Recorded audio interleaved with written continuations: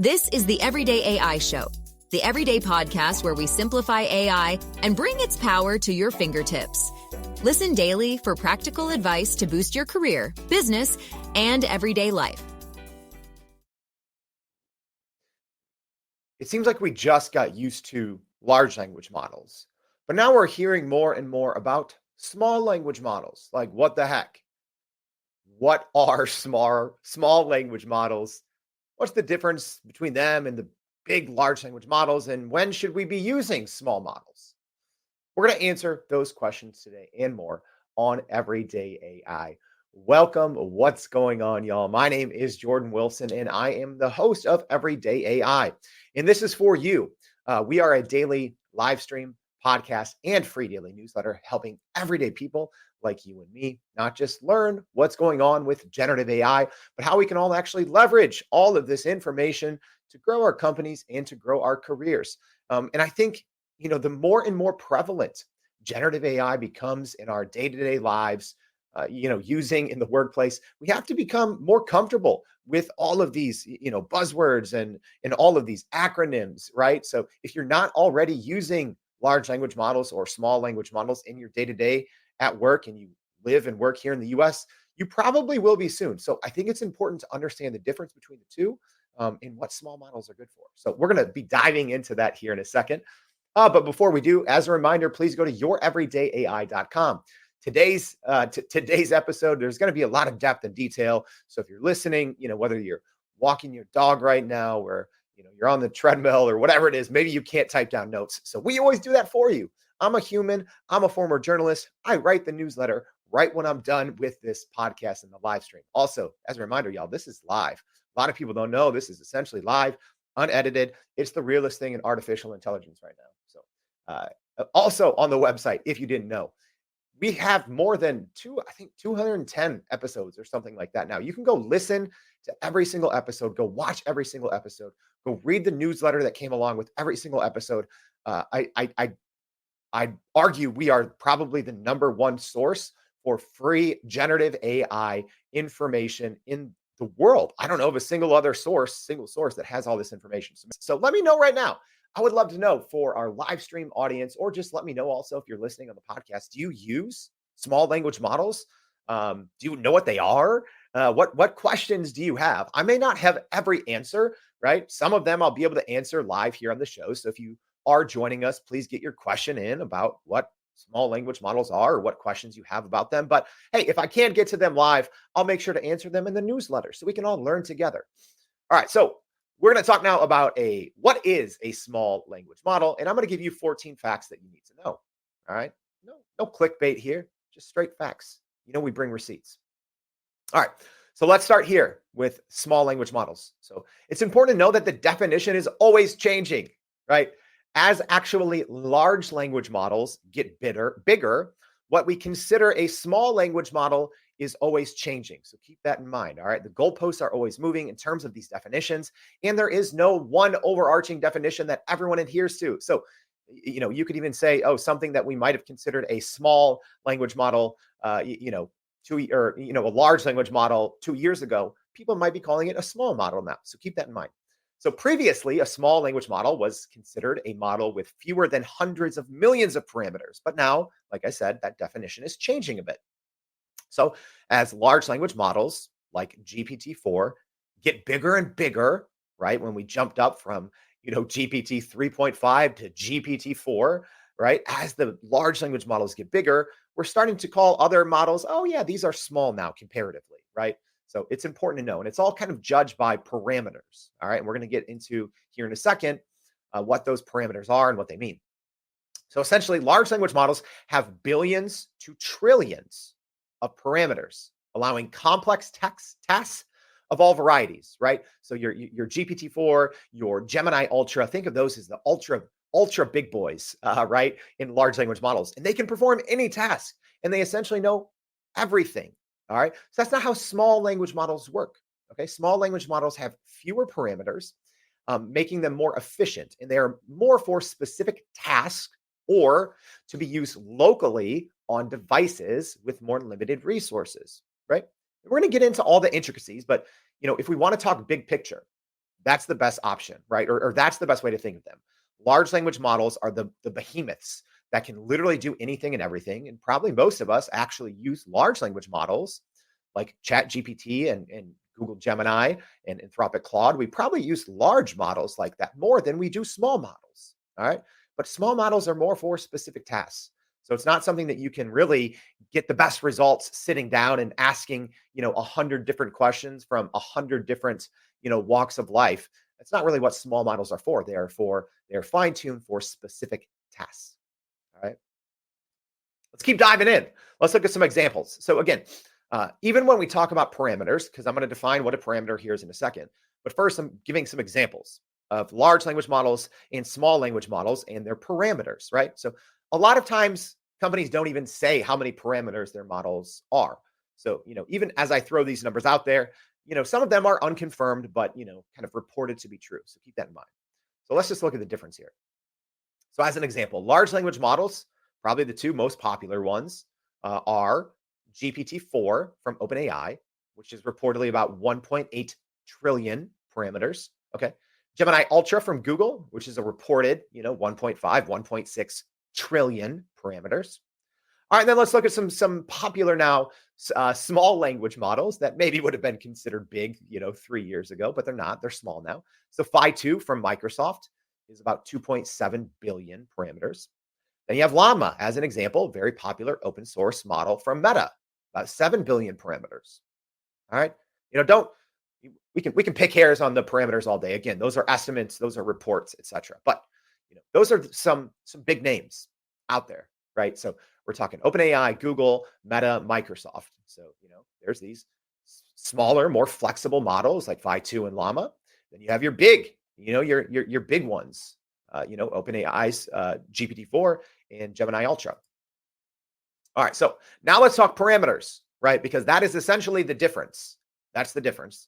There's a lot of intricacies in how they play out differently, but the kind of the first thing that we look at to separate large models from small models is parameters. So I just gave you the examples, 1.7 trillion versus a couple billion. All right, so here's what a parameter is in very simple terms. All right, so again, I'm sure if you're a machine learning expert with a decade of experience, you might have qualms with my definition here, but we're talking to the everyday person. We're trying to simplify this. So a parameter, in very simple terms, so in simple terms, a parameter in a language model refers to the variables that the model uses to make predictions. All right, and each parameter represents a concrete part of the model that can change or adapt based on the data it's trained on. All right, that's an important piece, right? Because all of these models and all of the parameters that they contained are trained, right? So which is why obviously these large language models are much more expensive to create. They're much more expensive to upkeep. They're more difficult to train, right? Because they are so much more complex, right? It's like the way I like to think of it is if you know how to work with a large language model, you can essentially ask it anything, right, in the history of existence. And if you know how to work a large language model, you can probably get a pretty decent answer. Not necessarily the case with small models, right? Small models are generally trained in different, categories of work or different, different types of outcomes you may want, right? So as an example, a small language model may be trained or built specifically for a type of customer service, right? To handle just, inquiries from customers, right? And it might be fine-tuned for a specific use case like that, right? So if you have a small model that's maybe for customer service, right? Maybe it's an open source model that you can, tweak yourself, but let's just say that, right? That small language model that's built specifically and tailored and fine-tuned for customer service to respond to customer inquiries, you aren't going to be able to code on that, right? You're not going to be able to develop a website, right? You're not going to, it's not going to be able to spit out images for you, right? That's what large language models do, right? It's the multimodality of large language models, right? Being able to input photos as prompts, being able to output, different types of code and multiple language, all of these things. A lot of times, small language models are not like that, right? They're built for one very specific purpose, or They are just made for smaller purposes. Like, okay, this small language model excels at creative writing, right? So can it create an outline of, how the stock market has changed over the last 30 years? Maybe, but that's not really what it's for, right? So again, different use cases, different types of training, different parameters. It changes, right? Can complete difference in what a large language model and a small language model should be used for. All right. And hey, so great question here from Woozy. So have any specific products you like that are being run entirely with small models? I do have some examples, Woozy, but I'll try to share those in the newsletter so I don't go off track here. All right. So now let's talk about 14 things that you should know about small language models. All right. And again, I think most of us, myself included, are more familiar with large language models. So as we go over some of these facts and things to know, I'm going to be comparing small models to large models, right? Because that's what most of us know. So think the large models, the GPT-4, the Gemini Ultra, the Claude Anthropic, etc., or Anthropic Claude. So some of the most important differences, all right? So small language models require less computational power, making them more accessible for users with limited hardware resources. All right? That's one of the most important things, right? These small models can live locally on devices, right? The new Samsung phones have Gemini Nano, right? Which is technically a small model, but it lives on the hardware, right? Which technically requires less compute. Because when you're using large language models, people don't like to talk about this, but they are extremely resource heavy, right? We've talked about it on the show before, right? Every couple hundred prompts, it kind of can tell you how many, what is the environmental toll, right, on all of these prompts, because large language models require a lot of compute power, uh, you know, but small language models don't because they live locally, right? So they're not having to, essentially send your query and compute it in the cloud, which can be very expensive and very resource heavy. Small models, not like that. So even with that, in the same vein, small language models are faster at training and inference due to their smaller size compared to large language models, right? They're faster, right? It's faster when there's way fewer parameters, especially when you're, obviously using a small language model for what it's good at. It's faster. It's on device. It has fewer parameters to look through, right? So think of it like this. What's technically faster? If you had to read through a 500-page book to learn about the history of everything, or a 5-page book, right? That gives you the history of things that maybe you care about. It's kind of like that, right? It's just faster. Small language models are faster, but obviously way less robust. All right, some more facts to know. Small language models are more energy efficient, which we just talked about. So they're reducing the carbon footprint associated with the training and the running of AI models. That's another part. It's not just the running, large language models that are expensive. It's the ongoing training. There's so much compute, right? That's why you have Sam Altman out trying to raise $7 trillion, yes, trillion with a T, $7 trillion for more GPUs, right? To build a new class of chips, right? Because these GPU chips power all of these generative AI models, not just your large language models, but all generative AI models are run off these very hard to get, very expensive GPU chips. So right now, we are, I wouldn't say it's a compute crisis, but all of this computing power is scarce, it's expensive, it's resource heavy, it's in the long run taking a toll on the environment. So small models, I think, in that regard, are important to keep an eye on. Also, small language models can be deployed on mobile devices and embedded systems, unlike most large language models. Yeah. So again, that's your edge AI, right, or your edge computing. So that's bringing these language models locally to small devices, right? So you're seeing it on actual, phones now, and just talked about that with the new Samsung S24 having Gemini Nano. Also, reportedly, Apple, should be announcing their generative AI offering in June at the Worldwide Developer Conference. So Tim Cook just announced that, I think it was earlier this month. So we are presumably going to be seeing a small language model in an upcoming iPhone, right? Or maybe in upcoming, um, MacBooks or iMacs, right? So that's another important thing to keep an eye on is we are seeing that as well with NVIDIA's chat with RTX, right? They just announced that or it was actually announced a couple of months ago, but it was just released, in the last 36 hours, NVIDIA's chat with RTX, right? So we don't know how many parameters it is, but it looks like a pretty solid, small language model that can run locally, right? You have to have a certain NVIDIA GPU running on your computer to run chat with RTX, but the same thing, so this is a big shift that we're going to see because it's better privacy as well, right? That's one of the biggest things that people are concerned about with large language models, and it makes sense, right?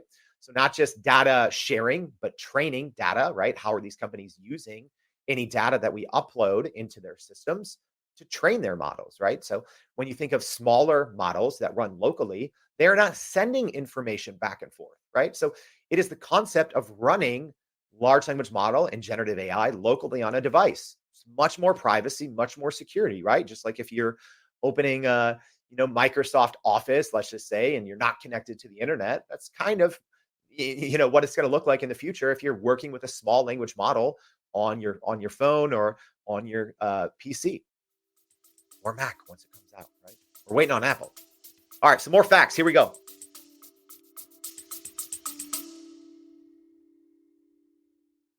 Are you still running in circles trying to figure out how to actually grow your business with AI? Maybe your company has been tinkering with large language models for a year or more, but can't really get traction to find ROI on Gen AI.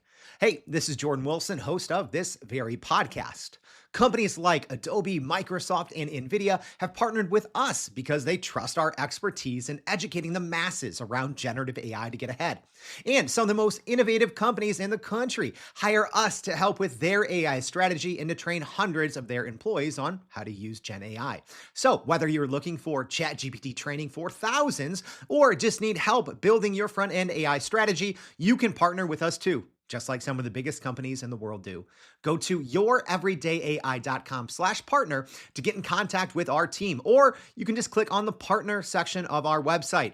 We'll help you stop running in those AI circles and help get your team ahead and build a straight path to ROI on Gen AI. So small language models are suited for real-time applications such as on-device language processing, where quick responses are crucial. All right, next fact. Small language models have a lower capacity for understanding complex language nuances compared to large language models, right? That's the other thing. Large language models, if you know prompt engineering 101, there's really not much in the world that you can't do with a large language model, right? You can translate languages. You can build advanced web applications by just asking, a large language model to code something for you.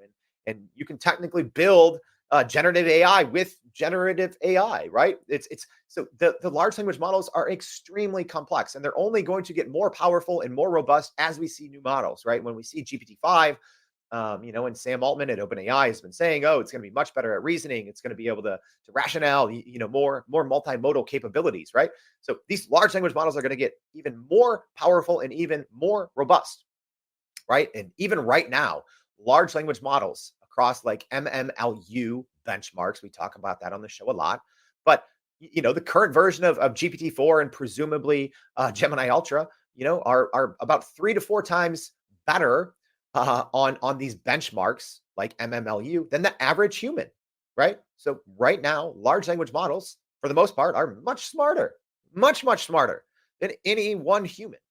All right, so that's important to keep in mind. So it's a big difference here. All right, let's keep it rolling. So another thing you need to know about small language models, they are often used in applications where speed and efficiency are more critical than deep language understanding. Again, tailored applications. Small language models can also be fine-tuned more quickly and cheaply for specific tasks versus large language models, right? Yeah, y'all, like even though GPT-4, I think it's still more powerful, at least right now, than Gemini Ultra. We might see that shift, as Gemini Ultra from Google, starts to get a little more stability and just a little bit more improved. But y'all, GPT-4 is like almost 2 years old now, right? Which is crazy to think about, right? Um, but it's also important to know that and to see the difference, right? Presumably, OpenAI has been working on GPT-5 for years. So these large language models are extremely expensive to create, to train, and to maintain, right? It's like a Titanic ship in the ocean versus a jet ski, right? You can't use a jet ski for everything, but for a specific task, a lot of times a jet ski is much better than a huge, cruise ship maybe that 10,000 people can go on. Different applications, different vessels for different applications. All right, a couple more things you need to know.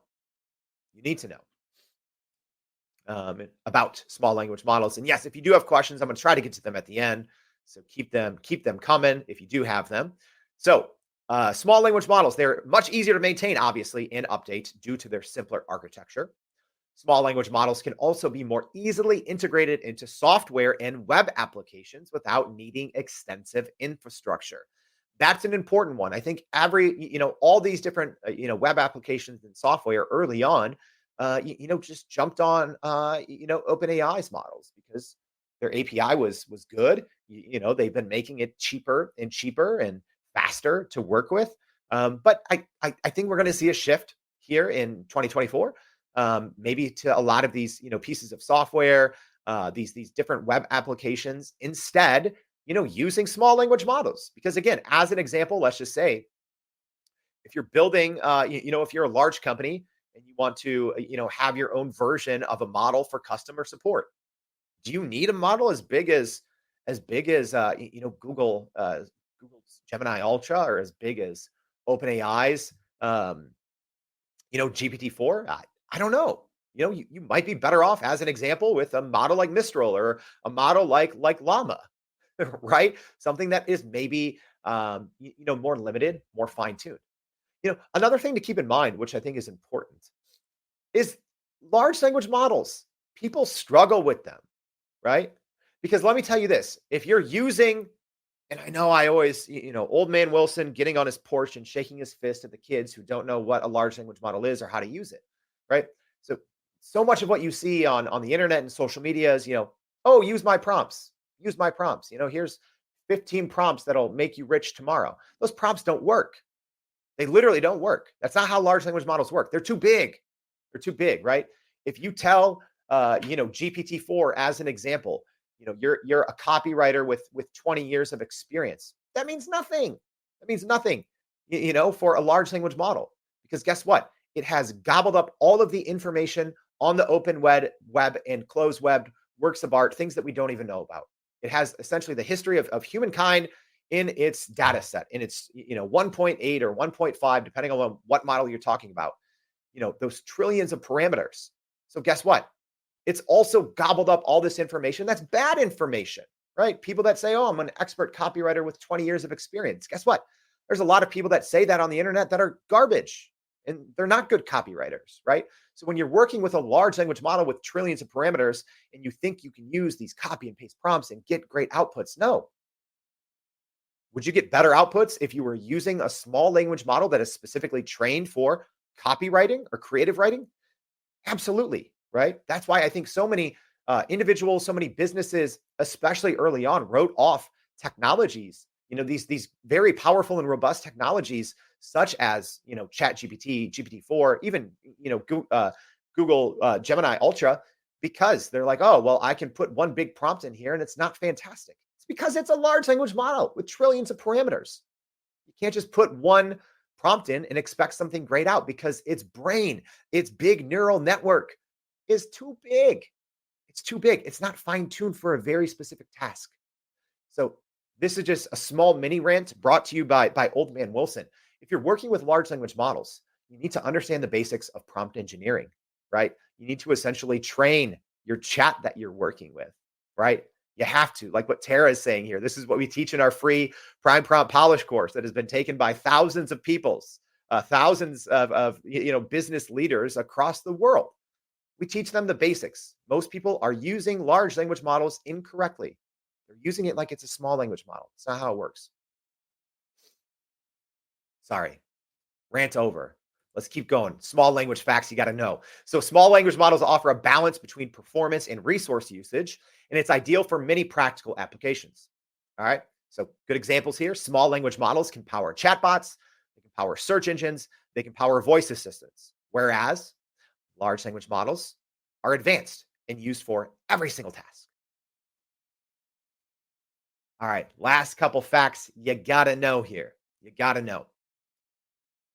Small language models can be used in both cloud-based services or by downloading them.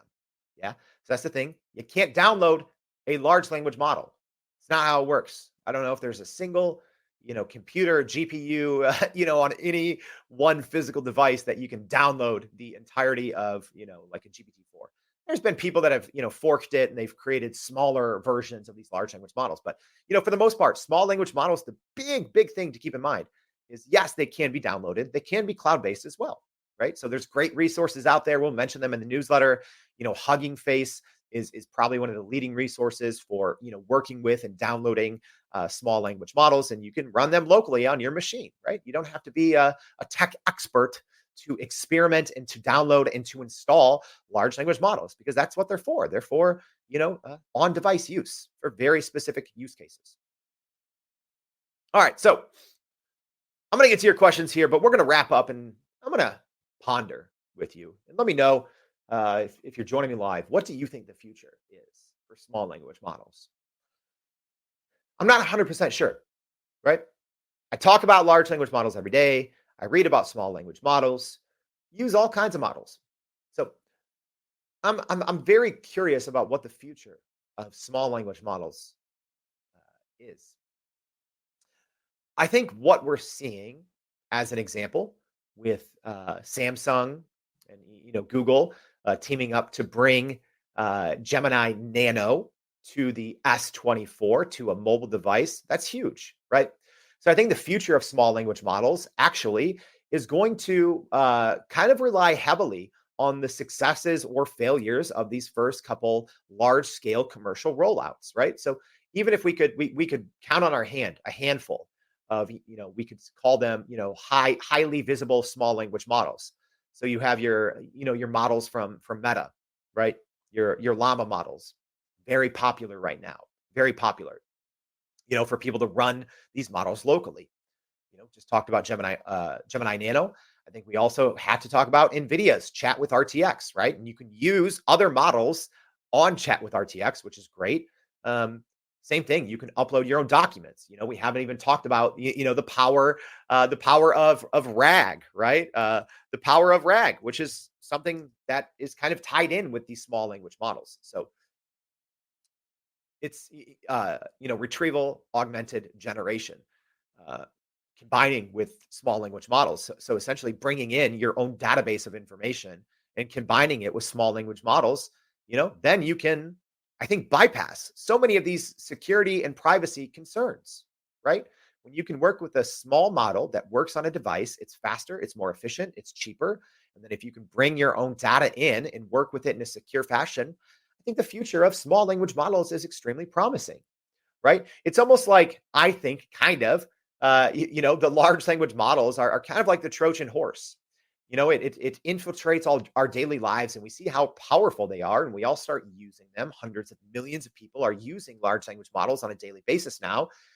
But then we are also then concerned, right? And we didn't know, I guess, like some of the best marketing maybe for small language models is large language models, right? And people using them incorrectly because we see this robustness and how powerful models in general, language models are, right? To turn unstructured data into something that we can use and we can create with. It's extremely powerful. But we are also now, over the last 18 months, we've been exposed to the downside, right? And now we're becoming more cognizant of privacy and trust. So I think small language models, it's kind of in a wait and see, but I do see them gaining popularity. with the, Gemini Nano, with the new S24, with whatever Apple's going to be announcing, with Meta's open source local models, and also with Apple, right? Presumably, we're going to see some sort of small language model with Apple. It could be a large language model as well. It could be a combination, but presumably we're going to have some edge AI, some on-device large language model in a future Apple offering. So I do think that working more with small language models is going to be the future. All right. That's it, y'all. I hope you enjoyed a somewhat, random look, right? We kind of went all over the place on this one, but I gave you 14 facts you need to know about small language models. We talked about the big differences. We talked about what they are from parameters and the future. So if you want more on this, we're going to break it all down in our daily newsletter. So go to youreverydayai.com, sign up for that free daily newsletter. We're going to get to some of the questions we couldn't get to live and more, as well as more AI news, more fresh finds from across the web, our daily tutorial. Check it all out at youreverydayai.com. So make sure to join us tomorrow and every day for more Everyday AI. Thanks, y'all. And that's a wrap for today's edition of Everyday AI. Thanks for joining us. If you enjoyed this episode, please subscribe and leave us a rating. It helps keep us going. For a little more AI magic, visit youreverydayai.com and sign up to our daily newsletter so you don't get left behind. Go break some barriers, and we'll see you next time.